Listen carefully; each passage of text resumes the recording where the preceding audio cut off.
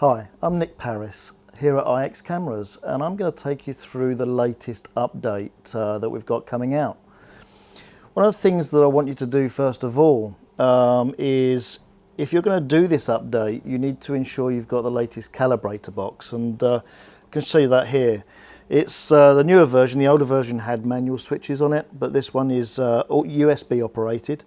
And so the calibration process is done automatically. So ensure you have one of these before you get started. The next thing I'd like to go through is ensuring you've got the right version of software before you try and get to the latest version. Many customers will have already updated their cameras to the previous version, and so you're good to upgrade to the latest. However, if you've got a much older version, then we need you to upgrade to the previous version and then install this new update. So the way we would do that is we would go to your Control 1 or Control Multi-DAC software, and we would click on Help, About, and then here is your version number. Now if that version number is 21032 or above, then you are good and ready for this next update. If your number is less than that, 21.0.3.2, less than that number, then please contact our technical support team, and they will ensure you get up to the correct version before you install this version of software. So now we know we have the correct software ready for this new install to be installed upon. We need to get you to download the link that's been provided and install the new Control 1 software. And so we'll do that now and then come back with the updated software. Okay, so I've installed the new version of software now. We can check that it's the correct version, that it's correctly installed by again going to the Help menu, clicking About, and we can now see that the version states itself as 21.0.3.5. That shows us that we have the latest software installed on the computer, and that also contains the files that are needed for the camera as well.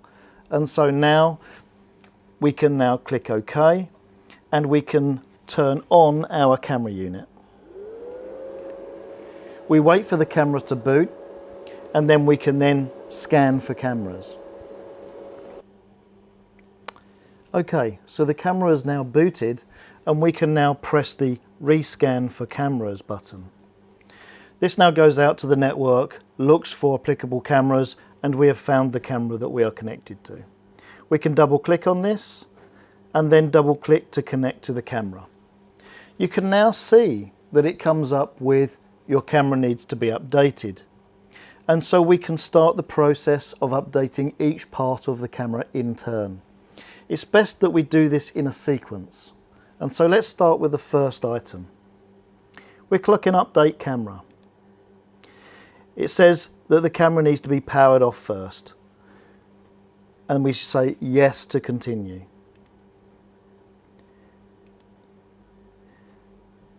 This then loads up the installer, and this is called Update Server 2.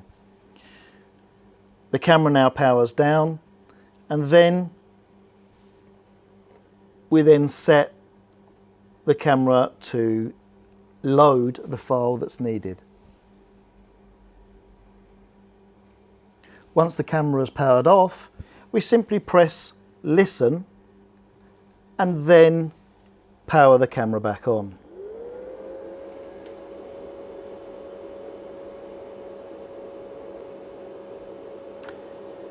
So whilst the camera is updating, you can see some updating code in here, and that'll scroll through. Once complete, the camera will then power itself down. Okay, once the camera is switched off, that update has been installed. And so we simply press the X button to get rid of that, and we can now see that we can now click on the next update camera. And so we then again press this, we say listen, and then we power on the camera again.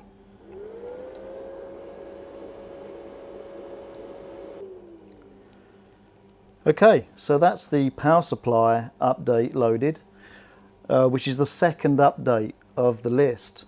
The important thing to remember here is that we need to ensure we disconnect the power and remove the batteries before we continue. So let's do that now. This particular camera does not have any batteries, but you'll need to disconnect the plate and actually physically remove the batteries.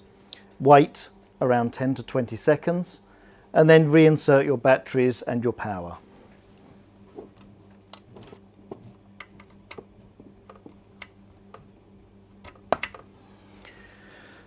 Okay, so now we're ready to move on to the next stage of the update.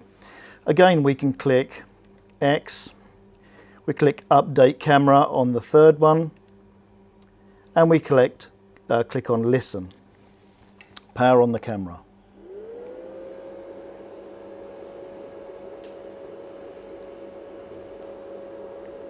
Sometimes during the update process, you may see the red flashing lights, and there's nothing to be concerned with this. It's just the FPGA that's connected to control those lights is being switched off during the update, and so the red lights appear as default. So there's nothing to be concerned. They'll flash and the camera will power off once it's done. Okay, so we've finished that update. The camera's powered off once again, and so we're ready to move on. We click X. We now move on to the next highlighted red update. We click, listen, and then power on the camera. Okay, and that update is now done and the camera's powered itself down. So we can close the box and move on to our next update. We click listen again and start the camera.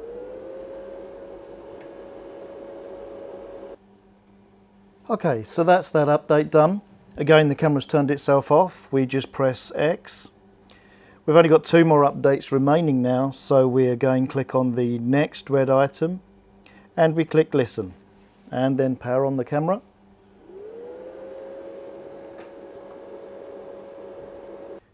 Okay, that's that update just completed. Again, the camera's turned off, of course.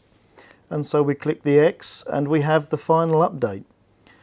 This is actually going to update several circuit boards within the camera, and so it takes a little bit longer. It takes about 20 minutes. So again, we click on this, we click listen, and we power on the camera.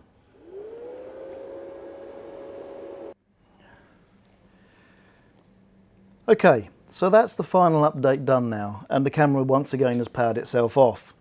So now what we can do is press the X button, and you can see that all of these now are done. So they're no longer red. So what we can do now is simply close this menu, and we can then reconnect to this camera. We first turn the camera on. What we want to do now is ensure we get a good image. And so we now connect a lens to the camera while we're booting.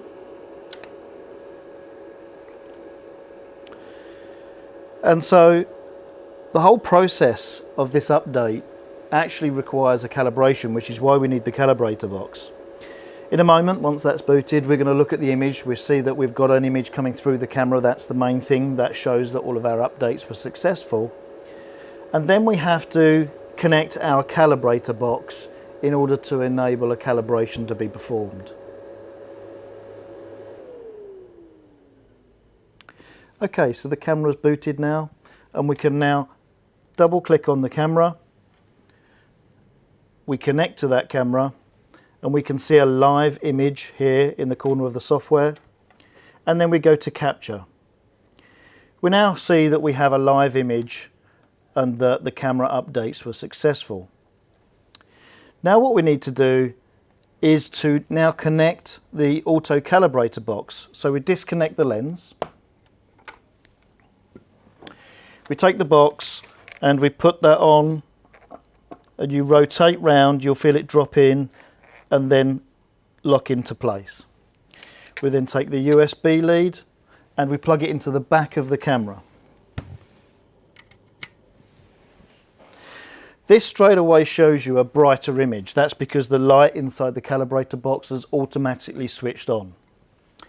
We can now go to the View menu and we can say Show Expert Controls. And now this enables the Recalibrate button in your software here. So we click on that. Once we've got this up, we say simply Start.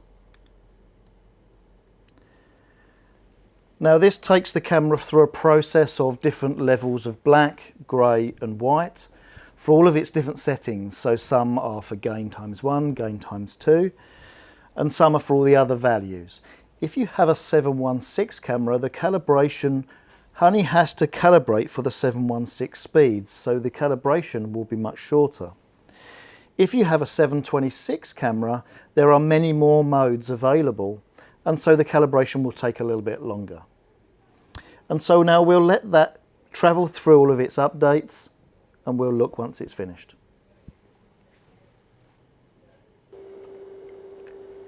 Okay, so the actual noise mapper now is complete. At the end of the list here it says Noise Mapper Idle, and that means that the actual camera's completed all of its calibrations, and so we can then simply click on Close. We then disconnect the calibration box and put that to one side. We now attach a lens again, and I've put a scene here in front of the camera, and we can see that the image quality now has been properly calibrated and that we've got good image quality. And that's the update complete. Basically, if you've got a CDU, the next stage is to plug your CDU in and update that. If you do not have a CDU, then this is the complete process finished.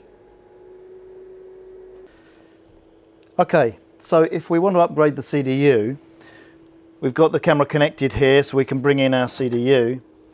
And what we need to do is go back and we need to just disconnect the camera from the PC software, and we're now ready to connect it back to the CDU. So let's just connect that up. Okay, so now I've connected my CDU-E directly to the camera and I can simply run the software. We select the Ethernet just like normal. We select the camera and then connect. You can see that the CDU has found an update for itself, and we can select Update. What then happens is we're given a list and we make sure we select the latest update in the list. I've selected here 17.3.8.8.4. Now we click Apply.